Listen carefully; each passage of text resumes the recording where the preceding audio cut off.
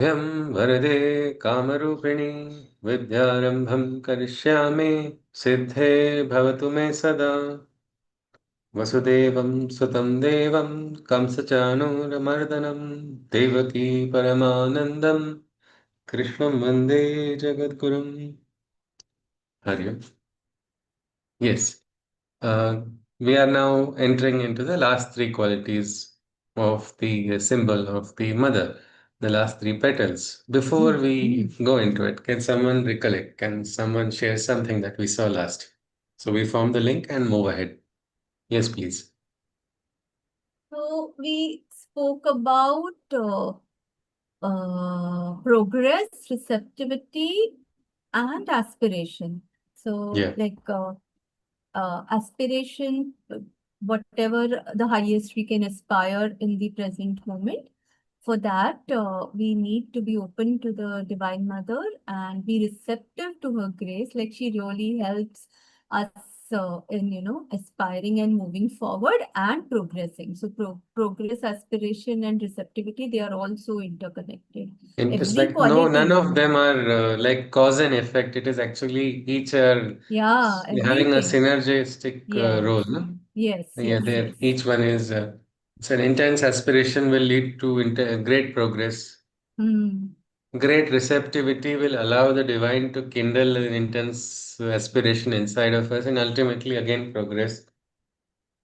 So I think always it Also the is other qualities. yes, yes, So they absolutely. all are in synergy.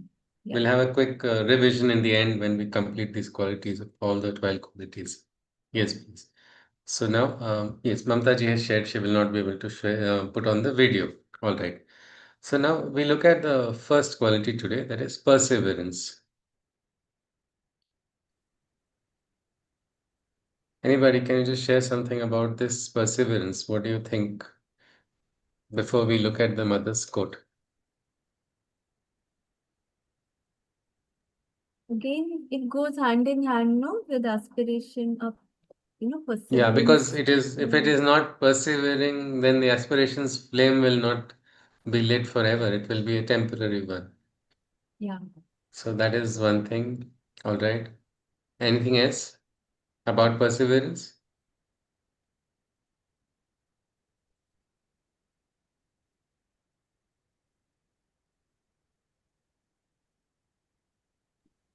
Not giving up easily. We have to just Um, keep trying. yeah, it's a regular thing. It is not something instantaneous. It's perseverance is not about getting instant results at all, isn't it? It's about having the patience to take it ahead and, regular disciplined efforts. And what happens when you are regular and disciplined? I think all our difficulties we are able to transcend. And that's what we see in multiple quotes of the mother. How perseverance is an excellent quality for overcoming obstacles. Just one example, I can think of one individual who is an example of a ultimate perseverance that a mortal can have. Dasharath Manji, if anybody knows this, the mountain man. He's no more, of course. He many years ago, but he's become a legend. A man who literally broke the mountain using hand tools because his wife passed away because he had to, go around the mountain to a medical facility, and he was just a laborer and in a village which nobody cared. Even for votes, people would not probably bother too much there. So there was no question of having a hospital there. So his wife was sick and he was taking her to the hospital, but because of that mountain, his route was so long. Anybody would have got emotionally disturbed by this loss. And somebody who is not really having much of opportunity for education, no opportunity for resources. Anybody could have given up, but here was one hero, not for even just few days or weeks, for months and for years he kept on working on that mountain, breaking that mountain, and he made a road through the mountain, which led to betterment of the entire village. And he has become a legend. People have made a movie also. Otherwise, nobody would have known. But that is an example of perseverance. How much, if you can say God's labor, well, here is a man performing a God's labor here. At a time when we have drilling machines and other equipments, just imagine one man with hand tools only, continuously persevering. How many people would have mocked him? How many people would have ridiculed him? So many things would have been told. You would have faced all difficult climate, difficult weather, so many seasons.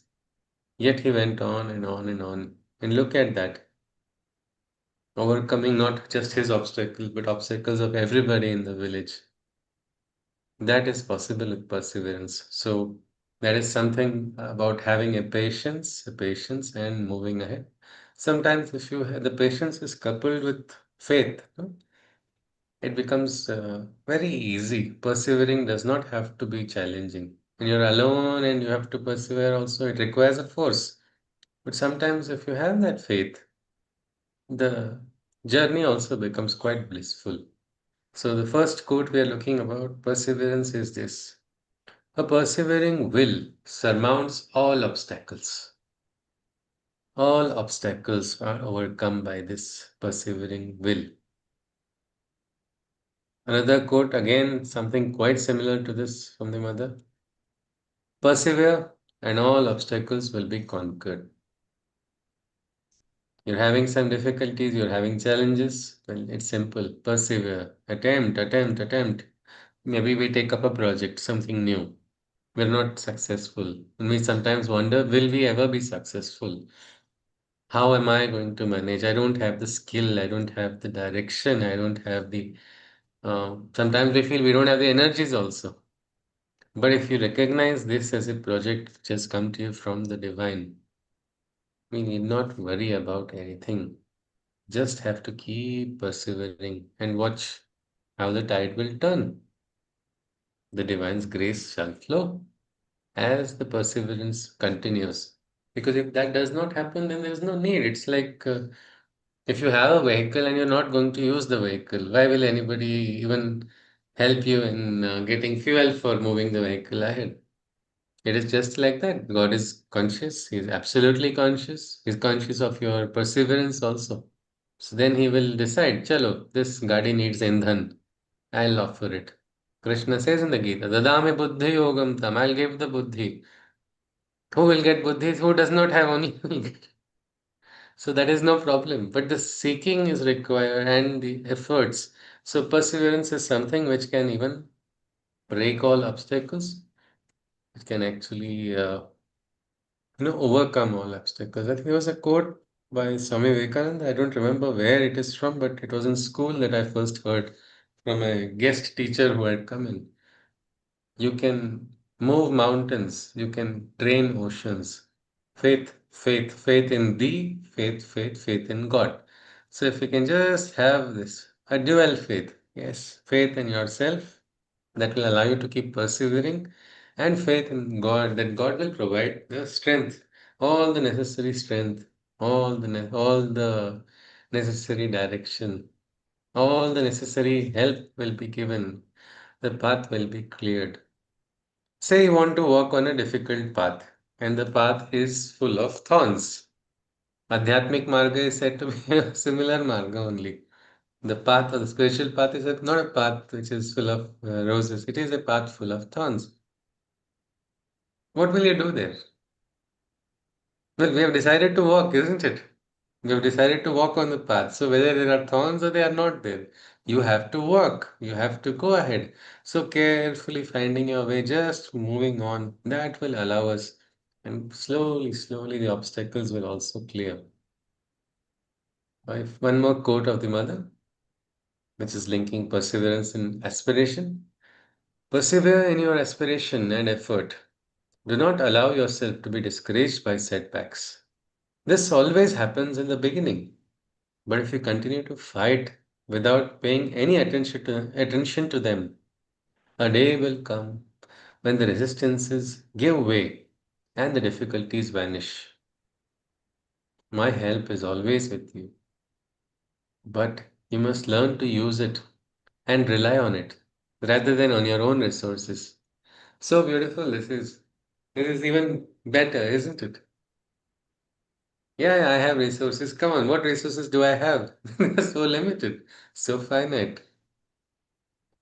Imagine having a full wallet and then turning to Kubera and saying, "Hey, I have money in my wallet." Who are you talking to? It is something like that. The divine has all the resources that are required for you to move ahead.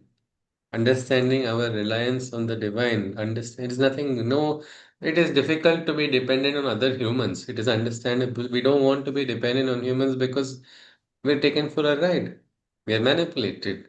We're cheated. With so many other experiences happen. And also, even if we are not cheated, human is limited by the human nature, isn't it? That is why we are told not to rely on humans, but the divine completely. What will happen then? Well, divine will give you, divine will transform. But what about people who are in a societal groups or family unit? Why do I not rely? No, of course, you are going to have faith in everybody, but the ultimate reliance will be on the divine only. And in a family structure, if everybody decides to completely rely on the divine, the family will cease to be a family. It will be a divine family. And the progress will again be absolutely, you can call it exponential only in everyday life. So, this aspect of slowly and steadily moving away our dependence from the world but to the divine only, nothing other than that. That is a beautiful, simple, we can say a shortcut for moving ahead and progressing in our sadhana. So, I'll just read the quote of the mother once more. Persevere in your aspiration and effort. Do not allow yourself to be discouraged by setbacks. This always happens in the beginning. But if you continue to fight without paying any attention to them, a day will come when the resistances give way and the difficulties vanish. My help is always with you, but you must learn to use it and to rely on it rather than on your own resources. This is so sweet, actually. My help is always with you. This is what we call the ashraya of the divine, a shelter of the divine that we are having. I think when you are in the a place where it is your own, like say you think now just I mean now we are all quite grown-ups, but when we were little kids, when we would go to our mother, how would we feel? Protected, isn't it? And relaxed. You are free. I can climb a tree if I want to. I'll do any antic that I want to because now this is my place. I don't have to worry anything. And I'm completely, if something happens, falls also, I cry and call mother will come immediately to take care. That is the confidence. That is the confidence that we must have on the Divine Mother in our life also, that she is there. And this is her promise also. And there are so many followers who have experienced what is the Abhaya Hasta of the Divine. What is that hand which is protecting? How is it leading? I know of an individual who was very, very, we can say, timid by nature, so timid that everybody in the family had taken for granted that this person can be overpowered anytime. And unfortunately, all the members in the family had not had this spiritual inclination at all. So they didn't really bother too much about whatever this individual's interests were. But this individual really got one direct inner call of the divine. And she decided to yield to that call. And but just by taking that shelter, no, such strength came from where even that individual does not know how it came. And when everybody surrounded that individual thinking now it's time to overpower and make that person retrace the steps easily, then they use pressure which even the strongest of strong will not be able to deal. And that individual was suddenly calm and quiet without the slightest of. I mean, like I could, it was so much, it was such a brilliant darshana of what is the strength of the mother. When the mother takes care, what powers are there and what powers are not there also will appear. We just have to have that faith in the Divine Mother and trust her power and her resources. not get ahankar over whatever little resources I have. So that is one very simple way which mother says here. And setbacks, yes, there are going to be setbacks. Every beginning has a setback, isn't it? Even the Srishti's creation, there was a setback. So that is why this is the entire work of the divine to bring about a transformation. It's taking place. It's taking place in seance, but it is being done very, very sincerely. If you see perseverance, you can observe perseverance of the divine only, isn't it? In the evolution of mankind, how so many transformations, different cults, different religions rising, an amalgamation of thoughts, amalgamation of countries, interchange of cultures, races, everything, and ultimately we are moving towards a higher oneness. What is the ideal of human unity? And how many times it looks like it's never not possible. So many people give up so many times. This is not going. But even those who are giving up are not new, isn't it? People have been giving up since thousands of years. There's nothing good going to happen to the world. And yet the world is progressing. Something is happening. There's a force which is persevering to achieve something. Well, this is the simple principle of life also. Without perseverance, we cannot overcome any obstacle. And the obstacles are initially there. We have to fight. And how do we fight? Fight without paying any attention to them.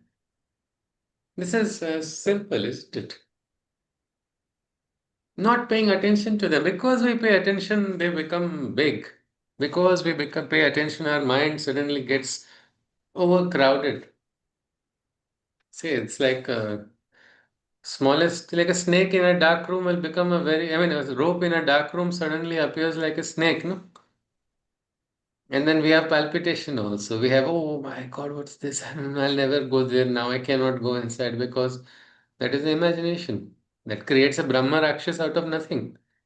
So this aspect of not giving importance, like just somebody is being very obnoxious, somebody is opposing everything, and you feel, when will I ever get that understanding, or when will I be able to bring an understanding to somebody else?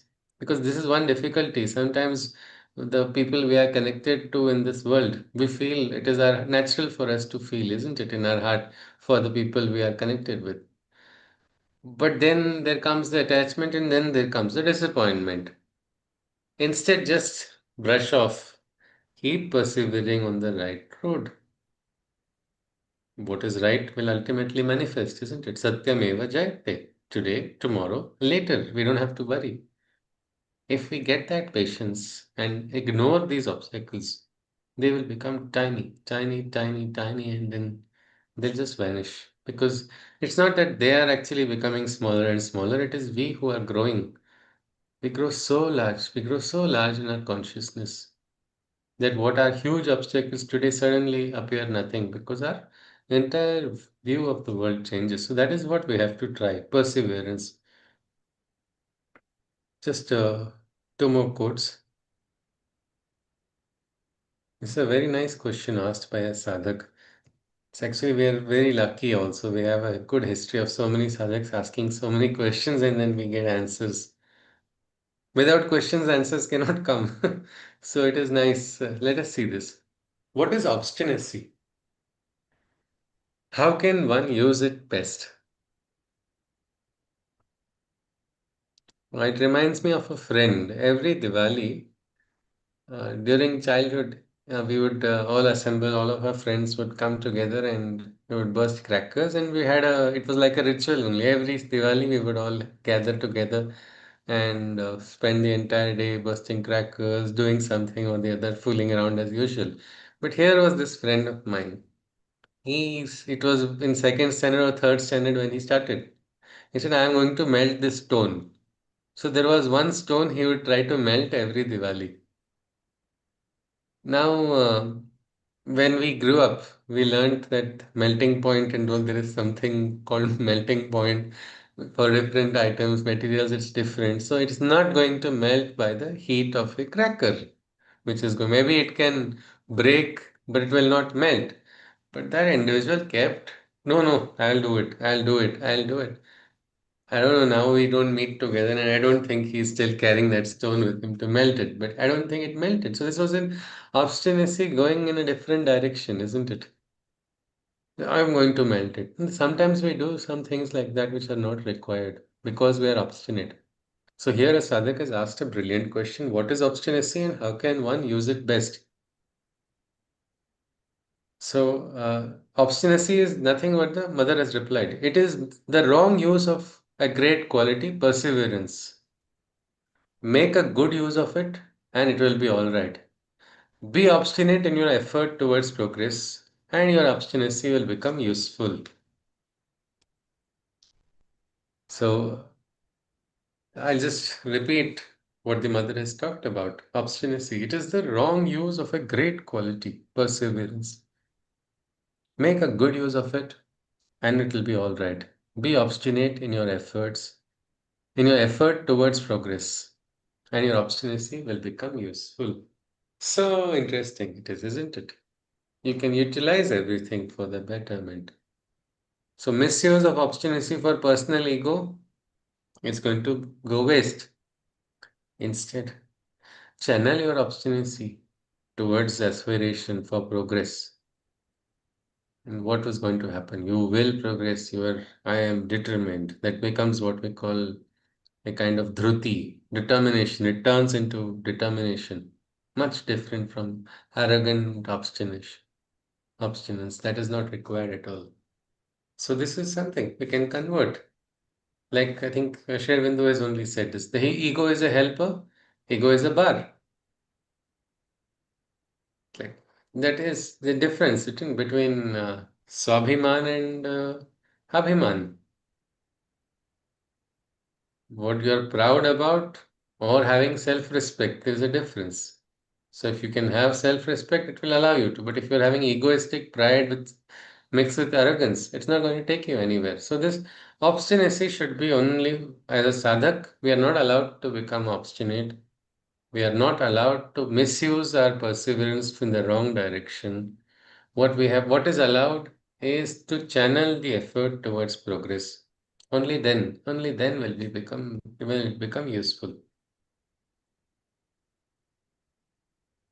One more quote and we move to the next, which is gratitude.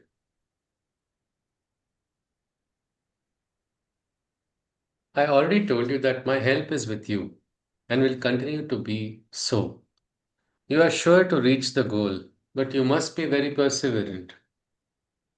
To be constantly in contact with the truth is not easy and needs time and great sincerity.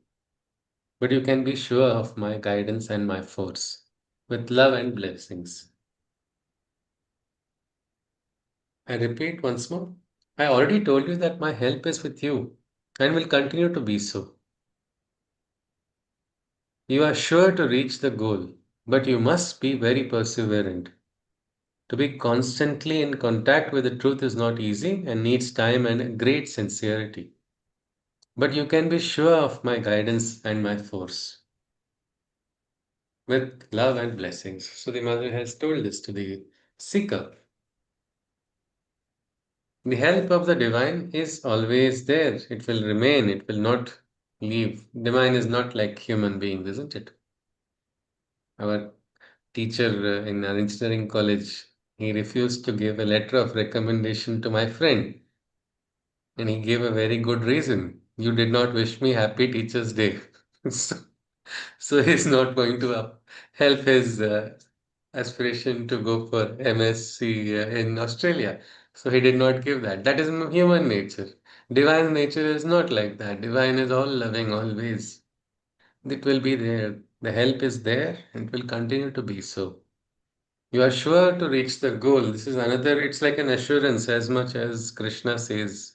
Like he says, Yada yada hi dharmasya glanir bhavati bharata Vuttanama dharmasya tadatmanam srujamyaham paritranaya sadhuna vinashaya cha dushkritam dharma sansthapanarthaya sambhavami yoge yoge. The promise that the divine force will keep coming again and again, yoga after yoga, it is going to be there. It will come. This is an assurance. What do we do then? If the divine force is there, what is going to happen? Victory is going to be there, but only on our side we must be perseverant. It's not easy, the mother acknowledges, because to be constantly in contact with the truth is not easy. Needs time and great sincerity. So just these three things we look at once and then move ahead. Why is it not easy, and why do you think it is said that it is not easy to be in constant touch with the truth? Anyone? I think because truth is part of our higher self, and generally we engage in our lower humanity. So Uh, mostly, so it's not easy. You have to be so vigilant to be in touch with the truth all the time. yeah, yeah. We have a lower self also, which suddenly easily escapes, isn't it? Yes. Arti is adding something, is it? Yeah, I mean, because we always see a lot of things. I mean, like we judge it, whether it's good, bad, or Yeah, whatever aspect that we see it. We always have a judgment towards it. And when we actually see the truth, we don't actually see the truth for its truth. We don't see yeah, actually how it is. So we always have other things linked to it. Oh, this happened due to that, or that happened due to this, and that's why it's so difficult to kind of link to the higher self of you. yeah. Yes. Arti is rightly said. Palji wants to add something, is it? Sometimes we have to keep the secrets also, not to let the other people know about. So then you keep sometimes we keep quiet also, so hide. We have a uh, tendency sometimes of hiding things without, it's a human nature. Sometimes we do no, that, isn't it? Because yeah, of maybe sometimes it is consciously done, sometimes it is done unconsciously due to probably past sanskaras, past experiences. So the human nature has that tendency to go away from the truth. So when we seek the truth, then it becomes a challenge. Because if you are like a truth seeker in a world where truth is not valued by so many people, you sometimes feel alone, you sometimes feel even defenseless and helpless. That is when we must quickly understand that we are not defenseless and we are not helpless, because we have a backing of the truth. The power of truth is also so powerful. The divine is able to protect us when we stand by the truth. They say, Dharmo Rakshati Rakshita. It is something like that, who holds and protects the truth. The truth will become the saber, truth will become the shield, truth will also become the path for that individual to move ahead also. So this is one thing. For that, again, perseverance is required. And if we are confident of the guidance is going to always come, it's not that we've just been left aside without any direction. And there are many sadhaks who are sometimes they living quite alone, not in contact with any other support, and one would wonder such a person it's not possible to live also without like I know a senior citizen who would like he was living far away. He dedicated his life for the ashram, but he was far away from that place and just living and doing the work. And he would do for himself. And what work he would even take a broomstick and clean for hours. For what? Like for the mother. That's all he said. I would do it for the mother. And she takes care. She takes care. That was when I knew about him, was my first journey only for me. I began to, it was like an introduction from my teacher to him, and for me, I was like, wow, what an individual, what a person. Now he's probably close to his 80s, and yet he's still in the same attitude. Body may have changed a bit over time. What we call wear and tear of life takes place on everybody, but the attitude has not changed. And the experience is now a lived experience. I have also seen it. That the Divine Mother has been taking care of this seeker for so many years. How is it possible? Well, that is possible only when we, surrender completely. So this aspect of being confident that the Divine takes care of us is something we must definitely look at. So with this, we go to the next, which is gratitude. Something about gratitude, anybody?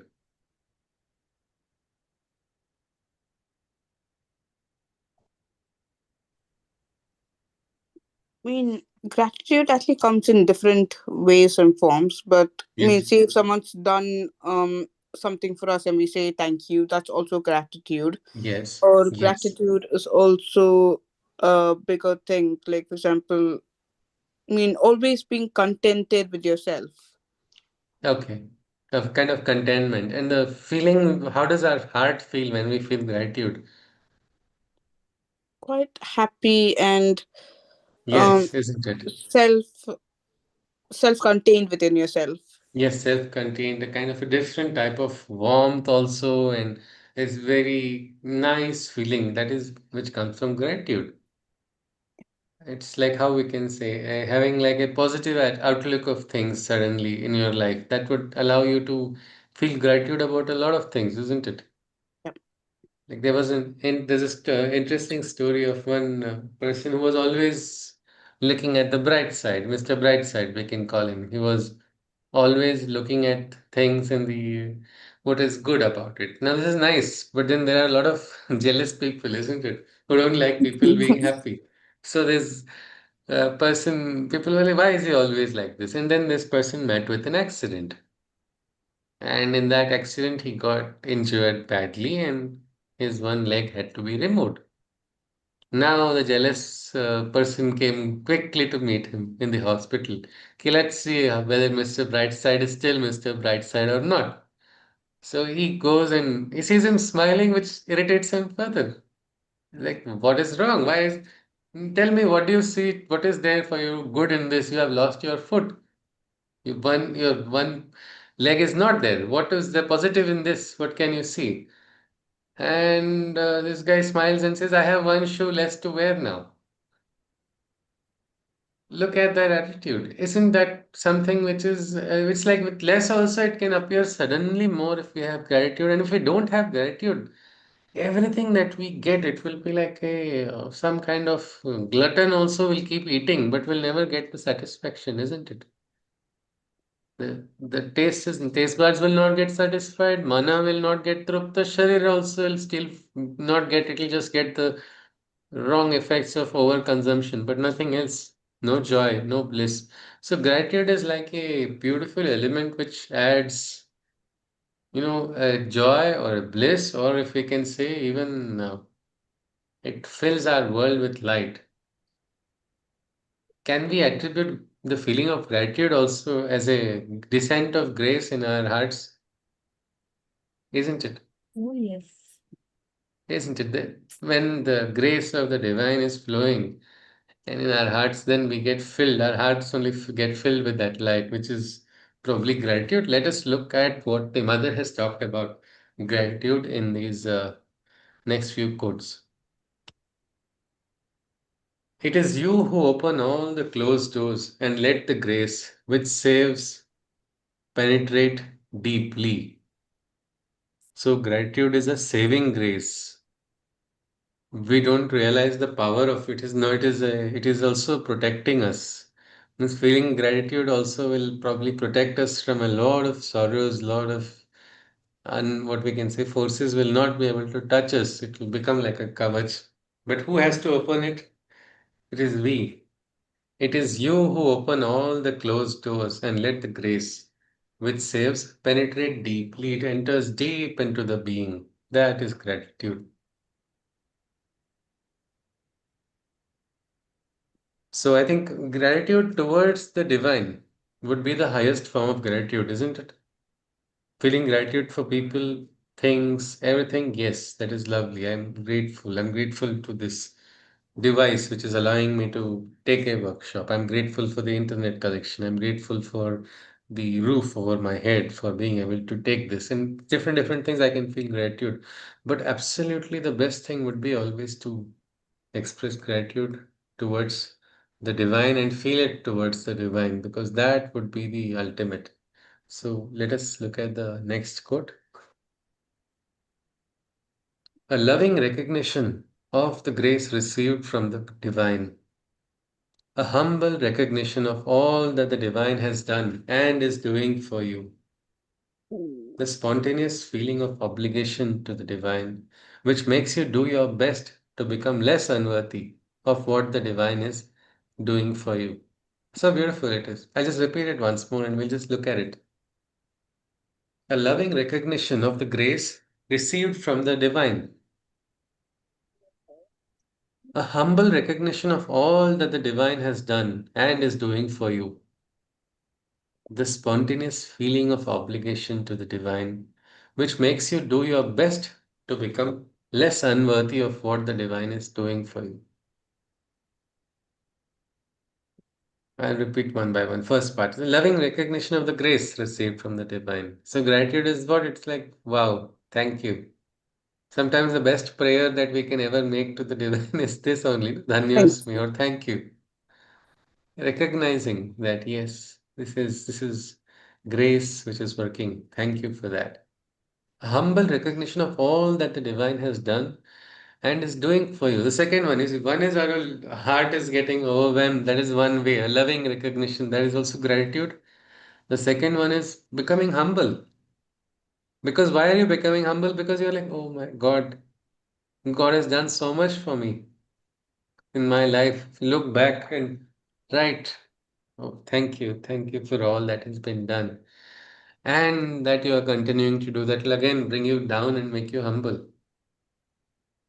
And the third is even beautiful. It's like make a feeling of it's this is interesting because every time we don't try to make ourselves unworthy. No, we don't think we are unworthy of anything. Nobody is unworthy for the divine. But this feeling that I have received much more than I deserve, it allows us to become really, really grateful to the divine. And it's not something which has to be artificially done. In different cults, people hate themselves and say, "Oh, I'm not worthy of grace," and this, that, all of it's not to be done artificially. It is a spontaneous thing, a spontaneous feeling of obligation to the divine, meaning I owe it to the divine. I have a what we call in Sanskrit rina, a debt that has to be repaid. The day we are born on this earth, our debt begins. And as we grow, we have a runa towards, we can say Matru runa, Pitru runa, sometimes Rashtra runa, runa to so many things, and ultimately is the Deva runa, which we have to fulfill. Our debt to the divine. So that feeling of obligation, spontaneously, it must come in the heart, which makes, and what does it do? It motivates you to do your best. For what? For the divine, because the divine has done everything. Why not? I feel intense love and admiration for the divine, and I will not leave any stone unturned. I will do all that I have in my capacity, and maybe what is not in my capacity, I will receive the strength, but I'll go into further depth if required of the divine, but I will keep trying my best. That is the ultimate attitude. That's why Sri Aurobindo had given a beautiful quote. To be a servant of God is good. To be a slave is better. Because slave is now renouncing all the rights also, isn't it? Absolutely a complete debt. And this is a slave of the divine, not a human being. That's the entire difference. The slave of the divine is the Raja and or Rani of this world, isn't it? Tulsi Das, Kabir Das. Who are all of these? These were not ordinary individuals. They are the most exalted and evolved beings. They are considered on par, elevated to a divine status. But they all call themselves Das only, isn't it? Or slaves, slaves of the divine, because that is the gratitude.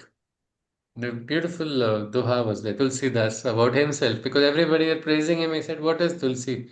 He said, Tulsi, Tulsi sab kahe, तुलसी बन की घास हो गई कृपा प्रभु राम की बन गए Tulsidas so कृपा has come that is why और जैसे मूकम करोति वाचालम पंगुम लंघयते गिरिम यत् कृपा तमहम वंदे परमानंद माधवम.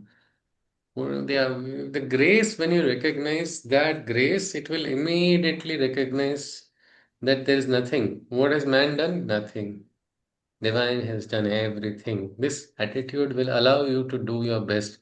It is the best attitude to become nimitta or instruments of the divine, then only a beautiful channel of flow can take place from the divine into the human, and actions can start becoming divine actions. In the Gita, too, Krishna talks about ordinary actions becoming actions of karma yoga. When there is this complete withdrawal of the individual's personal desires and attachments. So, this is another beautiful aspect of gratitude. We will look at three types of gratitude, which the mother has given. One is a detailed gratitude, an integral gratitude, and a mental gratitude.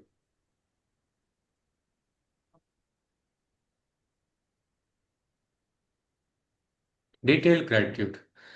The gratitude that awakens in us all the details of the divine grace. Meaning, oh, right, that gratitude has come so much that I am now feeling, yes, yes, that day I was walking on the road and that day I really felt the grace. Means you're able to exactly feel at exact points what interventions have been taken place by the divine. That support, oh, that individual came to help me. That was again divine working through that individual. I can specifically see the intervention of the divine. That is a detailed gratitude. You're able to consciously observe the gratitude that awakens in us all the details of the divine grace. It's like full clarity. And all the dots begin to connect when you get those details. It's no more scattered things. Did this happen? Did that happen? No, it was grace. There is no doubt anymore. It was this at this point, this point, this point, this point. Everything gets cleared. That is detailed gratitude. Then comes the integral gratitude.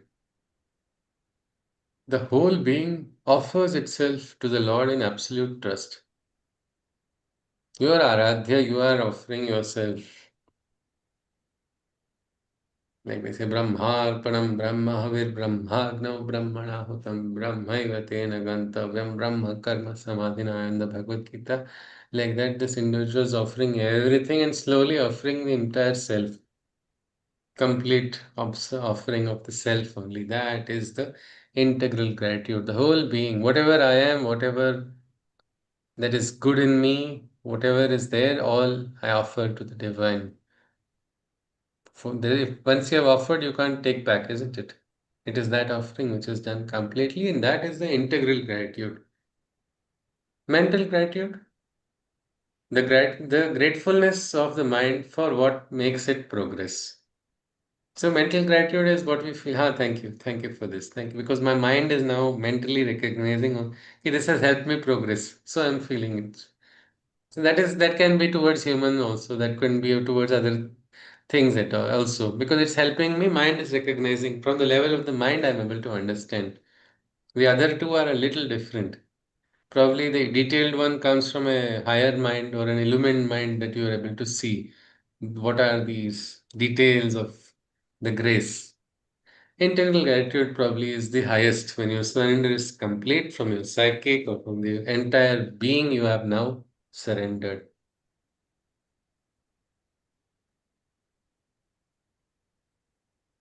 And a very simple method also is there. Simple thing about gratitude, a beautiful definition. The best way to express one's gratitude to the divine is to feel simply happy. Look at that. How easy after and looking at the detailed aspects also, how it is, what are the metaphysical aspects of gratitude, how grace flows in everything. It's simple. Best way to express one's gratitude to the divine is feel simply happy.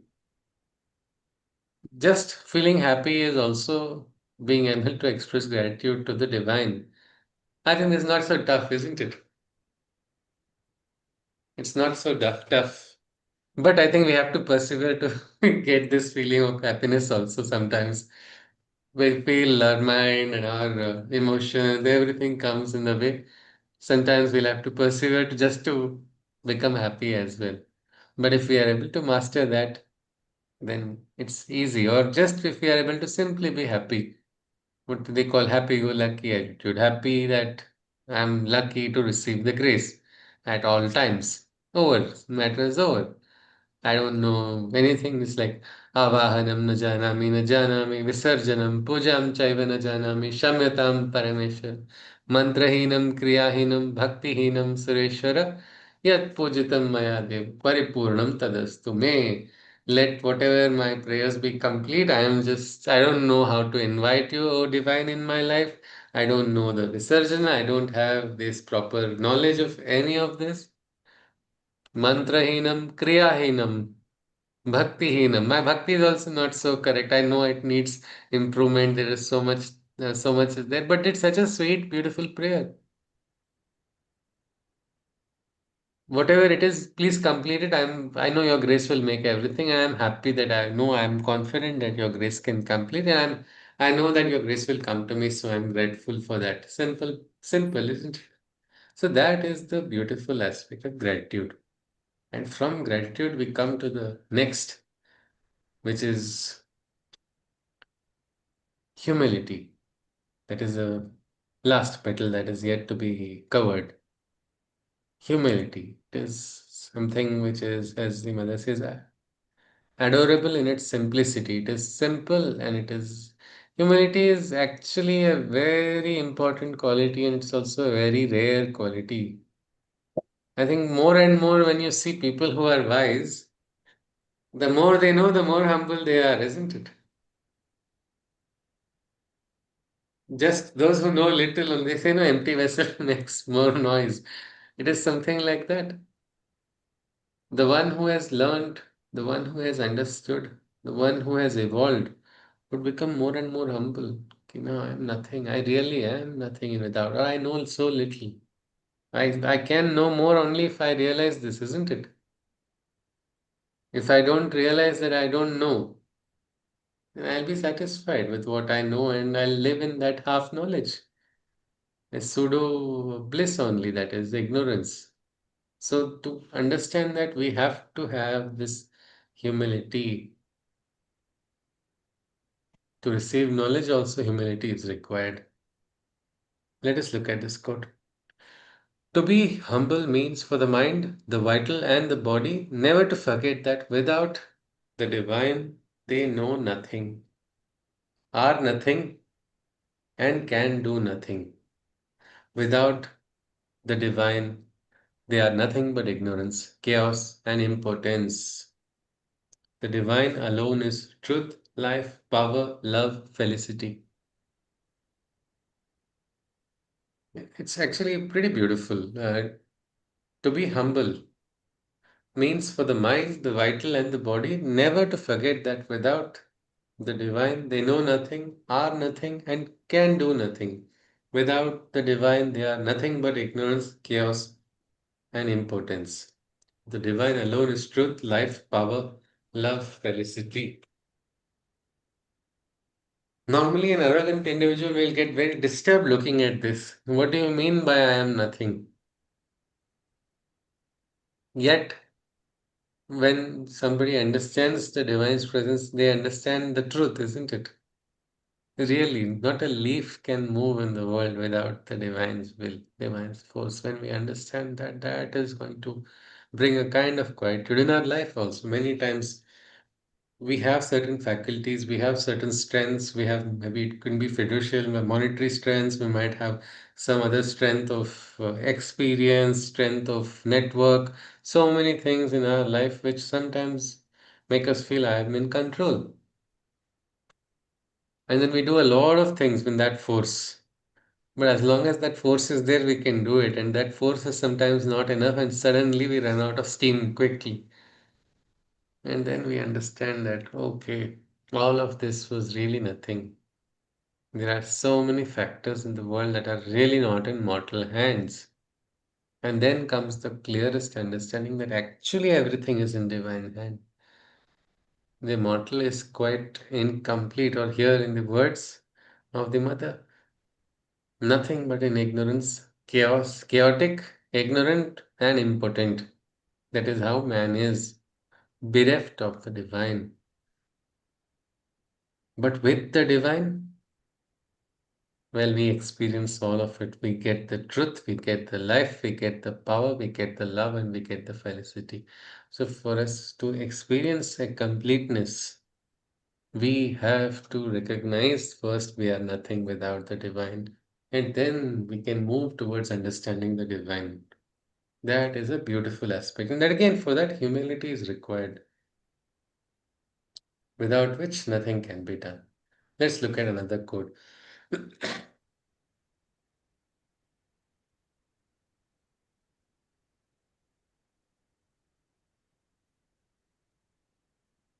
Therefore, the mind, the vital, the body, okay, the mind, the vital, and the body must learn and feel once and for all that they are wholly incapable of understanding and judging the divine, not only in his essence, but also in his action and manifestation.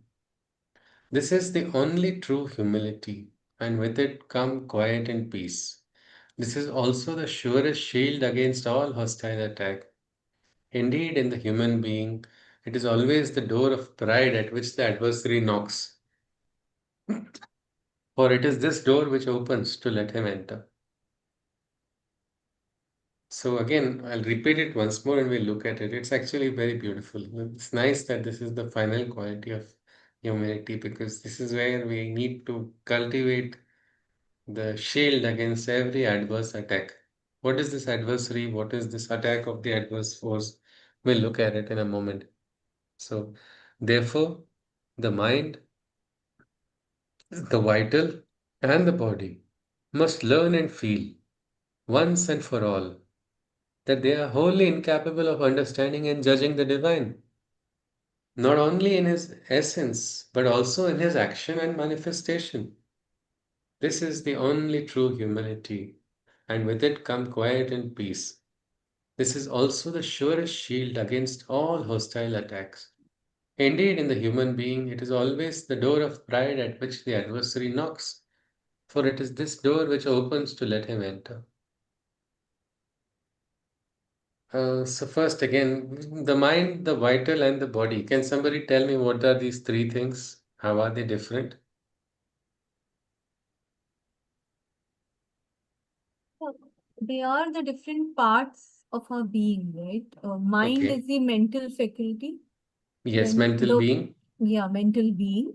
The vital is the seat of power, our emotions and emotional being, isn't it? Which is yeah, driving our life also. yes, Yes. emotions.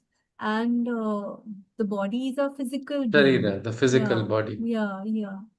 So yeah, because sometimes you understand that the mind gets it, but the vital plays a havoc, and sometimes it's a physical being which is not ready. So yeah, like therefore all three they must learn. Yeah. All three, isn't it? My mind, my body, and also my emotions. I have to train them. I have to make them learn. Artiji is saying something. Yes, please. Yeah, they always say like the done, man, and done on the three Yeah, words that you say in Sanskrit. yes. So that's what I was thinking about on that. Yeah, exactly. Yes, here instead of the dhan, it is our vital, which is our dhan here. The vital or the emotional being. It's like a horse, a wild horse, which runs crazily unless we tame it. We have to tame it. And when we tame it, then we can go faster and we can walk on our feet only, isn't it?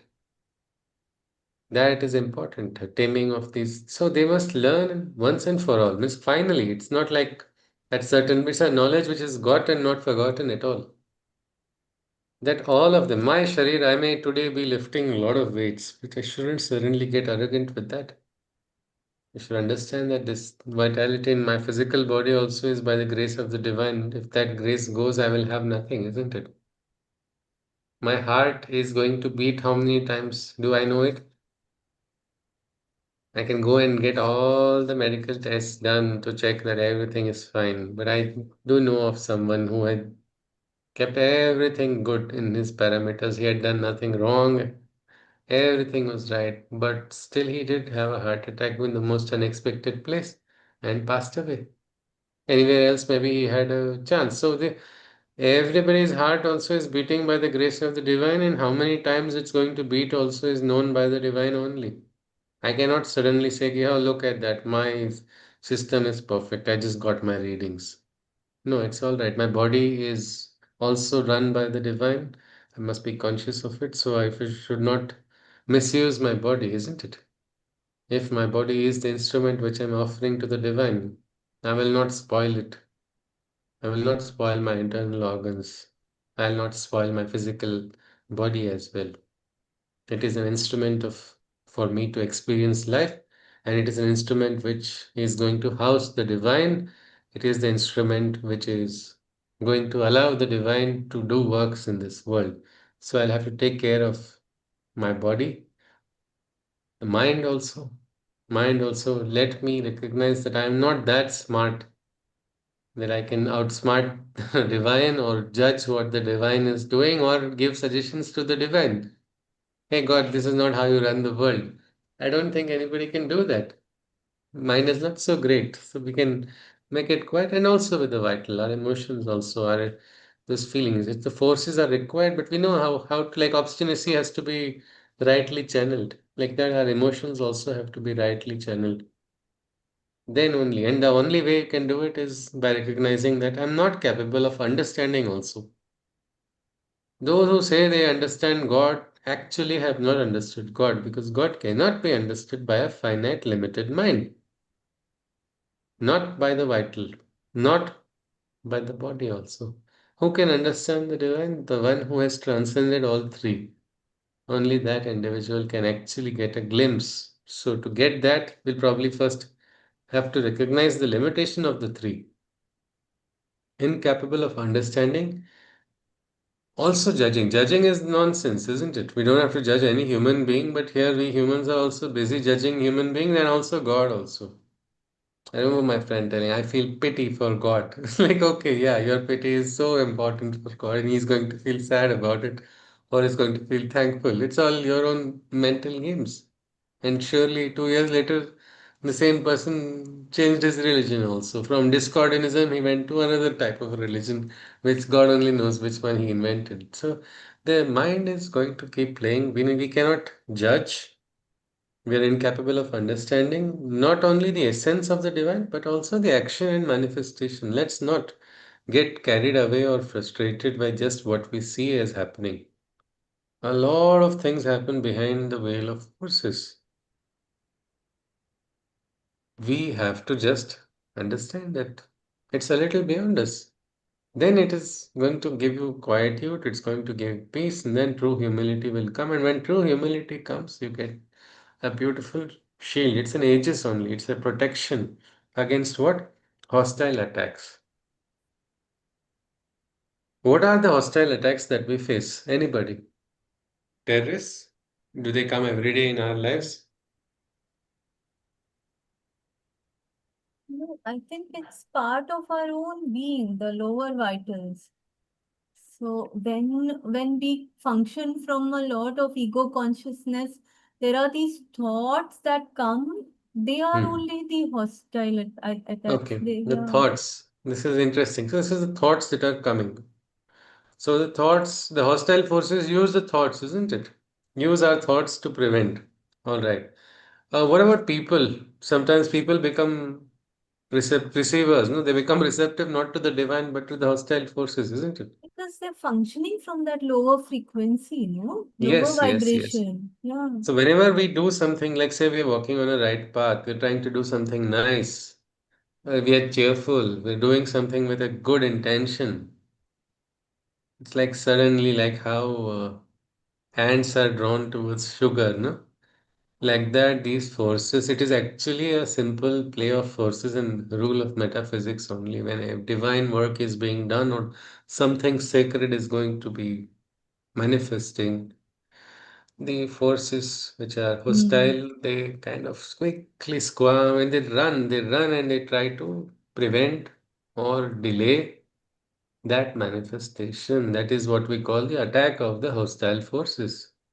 We're feeling very happy about doing something nice. Suddenly, we'll meet somebody whom we least expect, and that least expected person will also talk in the most worst manner that you can think, and you're suddenly the entire, this your gratitude or whatever you're feeling inside, all that goes away, and you are also like, Mm. what is this? Breathing patterns change.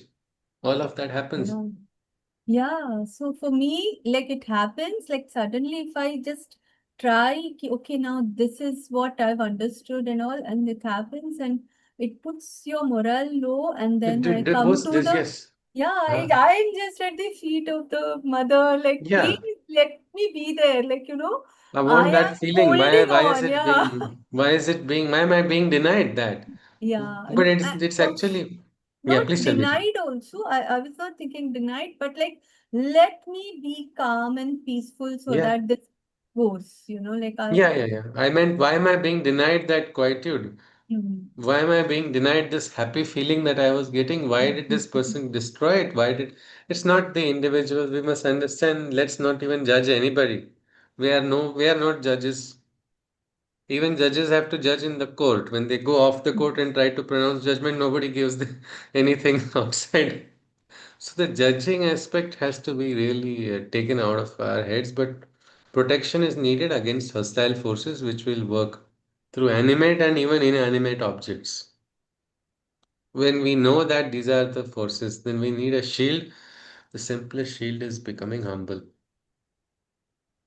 Yeah. This is something which is, you might be doing something very right, and suddenly everybody is going to come and tell you, what nonsense are you doing? If you lose the humility at that point, no, then you are going to get into the trap of the forces, and it's just going to start off a action reaction. Tutu So, meme, what we talk about. So it is important to have that humility, and it so becomes a it shield. helps also, no? Like these hostile Yes. forces, they help us to again rise higher Yeah. because they Yeah, they really help us, test but they us. don't Yeah. have to, they don't, it's like a thief will teach you how to become secure, but without the burglary, it is much better to be secure, isn't it? Because the adversary, as the mother says, knocks at the door of pride. Yeah. What you are proud about only is going to be used by the hostile forces. The one Absolutely. thing you aspire. I remember once I wanted to go for a program, and I just very recent experience, a particular place I wanted to go and present something. It was just nothing else. I wanted nothing from that place, but just I wanted to present and say I wanted to show my wife how am I well presenting. And that was the most chaotic experience of my life. Never in nearly a decade that so many presentations have been given. But that aspect of pride was the point which was knocked on by that adverse Yeah. force. And so it is important if you lose that in that moment, you just suddenly you are now taken over, isn't it? In reactions and disturbance, Mm. if you don't lose your bearing, the one simple way is to be humble and all right. Okay, fine. Yes. Yes, I don't like it. It's all right. Thank you for giving me a piece of your mind. Or okay, this person has really created a roadblock. Instead of immediately, momentarily attacking that individual with humility, you can just, all right, just call upon the mother. I'm not, this mother, help me. Because our heart does not go at those times immediately to Yes. the divine. We are that time, we are different. Because it's me, I am this, my ID is this. Don't you know who I am? That dialogue comes out because I am nothing when you know it. It's like somebody is trying to enter into a boxing match with a ghost. What's going to happen? The person who's going to keep boxing will get tired, and Yeah. the punch is just going to move through a ethereal being. It is something like that. So humility allows us to quietly not, and nothing comes to us, nothing touches us. That is something. That's how So they help, no? Like yeah, indirectly, it just yes. helps you to feel like you are nothing without the divine. So please hold Yes, on to, yeah. yes. So the last quality is also telling us that this is the first quality for yoga, for Mm. experiencing all the aspects. So if you look at it, one more quote by the mother. Whatever is your personal value or even your individual realization, the first quality required in yoga is humility. So, this is the first quality, which is the final quality that we are looking at. Whatever is in your personal value or even your individual realization, if you lose humility, you lose everything. From a state of yoga, you go into viyog. You become separated from the divine. So, that humility is that binding factor that connects you with the divine, which prevents that kind of separation, which is always very easy. You're sitting quietly, experience the best dhyana of your life. And that time, your neighbor, whom you don't like at all, is going to come and start having a discussion about something you have never done. What is going to happen? Are you going to lose that peace of mind? Or you are going to retain that and stay in that state of consciousness? Well, that is something. So I think with this, we are completing the entire 12 qualities. What we saw, I'll just look at the color once more. We'll look at the colors of this three qualities that we saw today. Just a moment.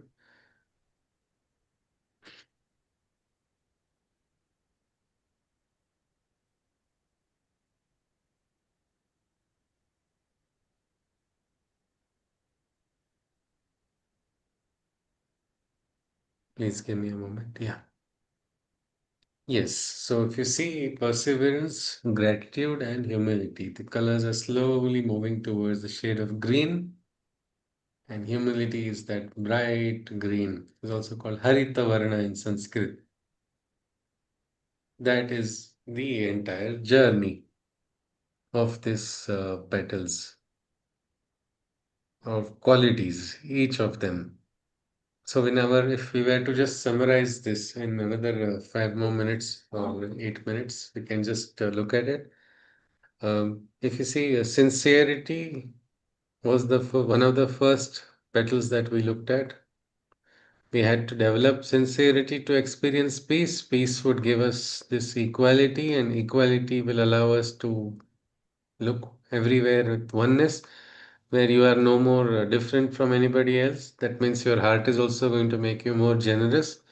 You are naturally going to offer everything to the divine, and that will again cultivate a goodness inside of you, and you understand the value of goodness, so you will have the courage to stand by it, and this will be the direction for our progress. And as we progress, we will also become more and more receptive as we start opening more and more to the divine. That receptivity also will lead us to develop a greater aspiration.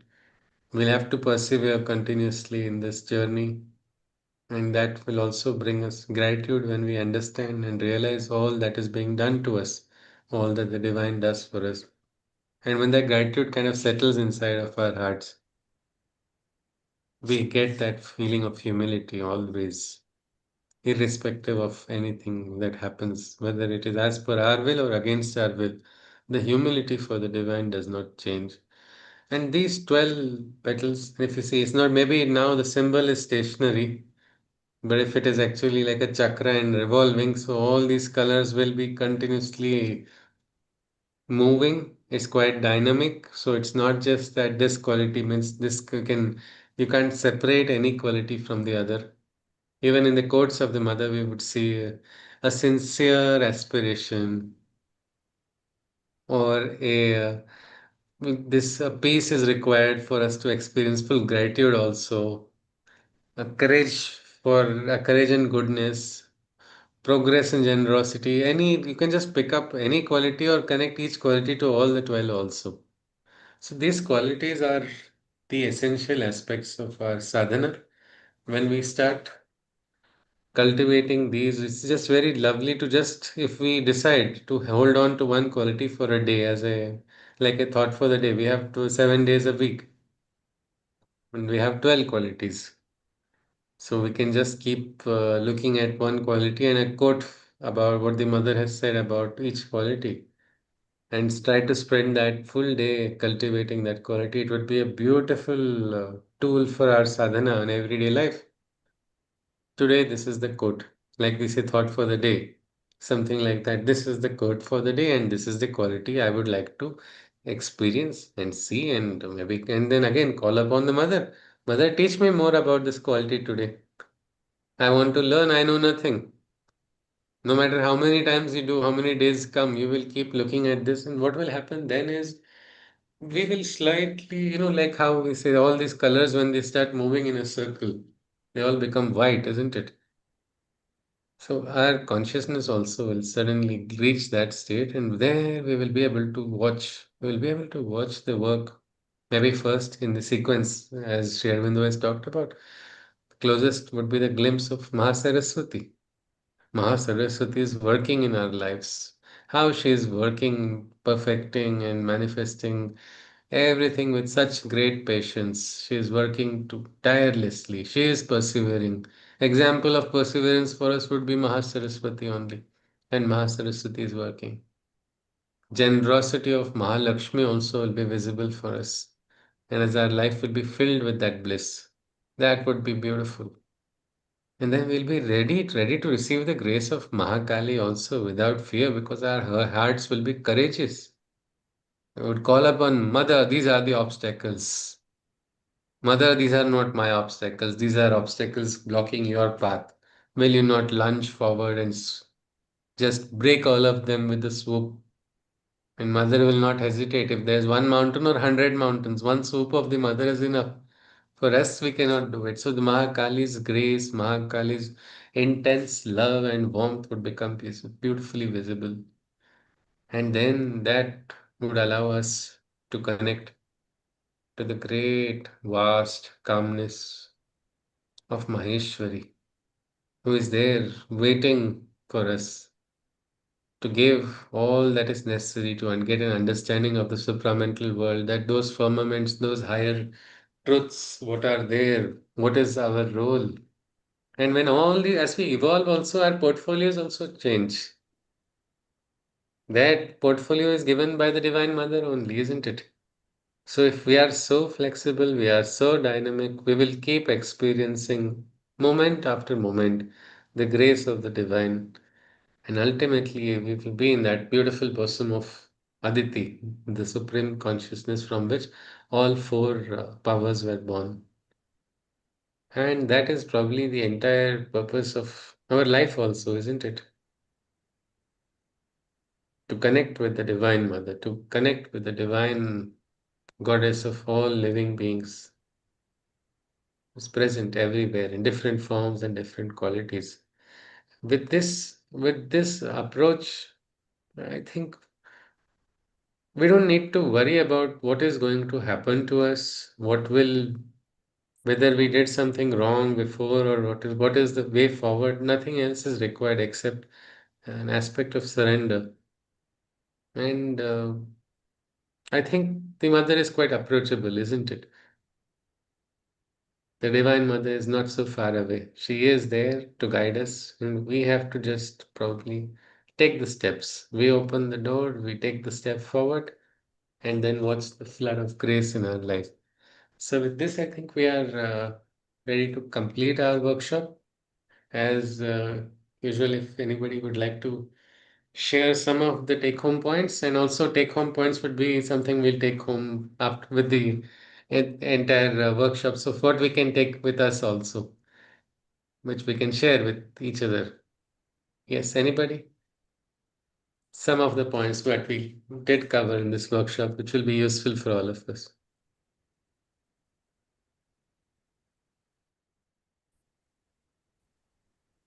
You summarized it. Oh, sorry. Please carry on. Yeah, facility. Yes, anybody? Payalji, you're adding something, is it? It's a question also, Yeah. um, for gratitude, if we have love and being humble uh, towards God and towards divine, and this love, if we pass on to humanity in any Yeah. way, so Yes. will this be gratitude towards divine? Yeah, it is actually a beautiful thing. Only problem is humanity does not want to receive from divine only, so how will they receive from us? Many times it is the receptivity of the individual. We must pass on always. That is, gratitude is what is mine. I cannot hoard what I have received. I have to pass on. But whom to pass on? As in the Bhagavad Gita last part, Krishna says, is don't share this wisdom that I have passed on to you, to those who have not done sacrifice, who don't know the meaning of sacrifice, those who don't possess the sincerity, those who have not done the tapasya, those who don't want to know, no point, because they will just throw it away, isn't it? And sometimes our spiritual experiences have to be protected.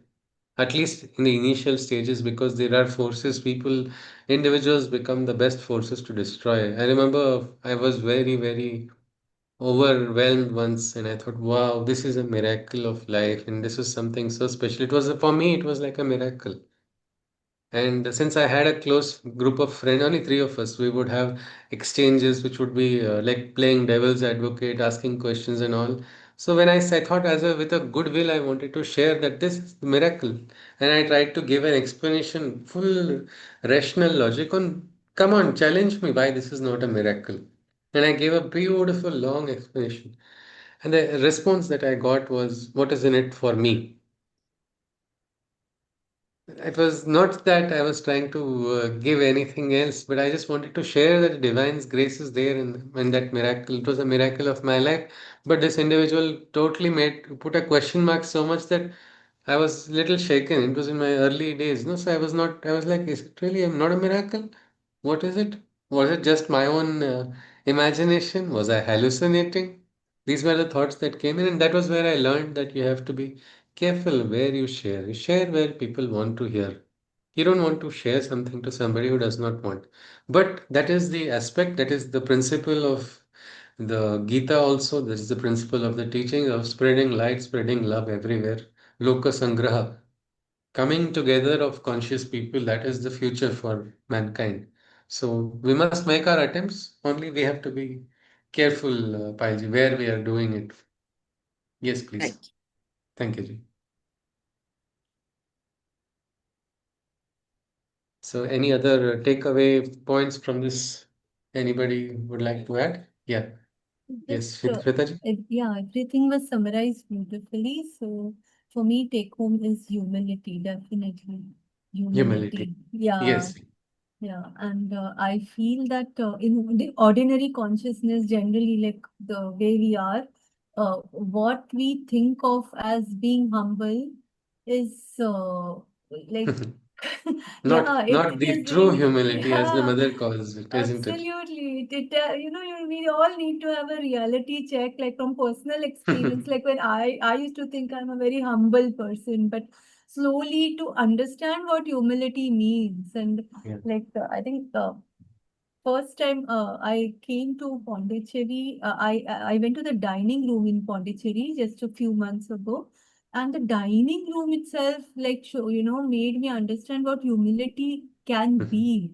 So Ji. that, yeah, and everywhere around, like so it was I was humbled, like Okay. really humbled, yeah. Humble into humility. Yeah, yeah. So Okay. you really don't understand, like now with all these explanations, yeah, it makes sense that Ji. the scope that we have, it's never ending, yeah. And And the humility is, joyous part was for yeah, me, I felt was just be happy in that, that is expressing gratitude to the divine, isn't it? absolutely.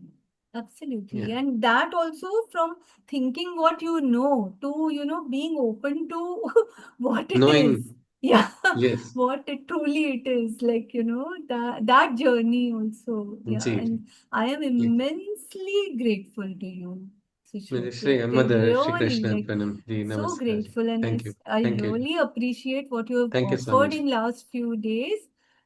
It's priceless. Thank you Thank so you so much. much. Thank you, Thank Ji. you. Kind of you. Thank you. Oh my gratitude to the mother for the wonderful, these symbols and the meanings for all of us, and to Sri Aurobindo for the beautiful description of the Devis. He has made it magical actually. People who don't know, who have not done sadhana also, by reading Sri Aurobindo are able to understand. Those who have not learnt Sanskrit are able to connect with the principles of the Vedas, secret of Veda, whatever it is. Actually, I would say that's a miracle. But again, it's in the eye of the beholder, whatever has been done. So, yes, let us take this ahead. If anybody wishes to add anything, you are welcome. Otherwise, we conclude with the Shanti mantra. Yes, please. All right, then, let us conclude with the Shanti mantra. Punarmilama, we'll share if there are some group sessions anytime coming up in the same group. And we have something called Correspondence with Shervindo, which takes place every Sunday. We will be reviving it this Sunday onwards. So those who are interested can join. It is basically a correspondence where a young Dr. Nirotparan has been, it is actually a preserved correspondence of almost 100 years ago, whatever these dialogues were there. Not 100 years ago, less than 100, but maybe 60, 70 years ago.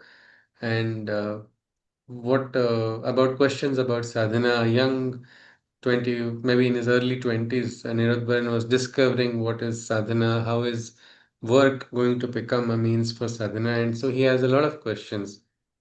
And it's a very beautiful, I think 21 was his age, quite young. He had come back from England after completing his study in medicine. And then he was given the carpentry work as the first work. So a doctor becoming a carpenter was itself quite crazy. And yet, what was the experience? So that's something which we look at. So I think with this, let's conclude with the Shanti Mantra. My gratitudes to you, Sushruti, Namaskar Chitra, to the Shweta, mother. Let us all the all offer gratitude and to the mother who is giving us everything. Yes, see. yeah, without Namaskar. her, actually, Yes, without divine grace, yes, nothing. yes, Uh, yes. like as medium, she has like a I would like to express gratitude to all of you because all of you made it very different. Because the last time we had Approachable Divine Mother workshop, it went quite differently compared to this time. I was a little bit concerned because I remember when I first read the powers of the mother, each power took me 2 or 3 days. But here everybody was already quite grasping the concept that first 4 days we just covered all the four Devis. And then the qualities, that was something which was because everybody, it is like, I think it's a joint satsang where everybody is sharing what they have experienced and know. That makes it wonderful. So thank you again. It is a very cherished experience. Looking forward, maybe we will meet sometime. Namaskar. Let's conclude with a prayer. Om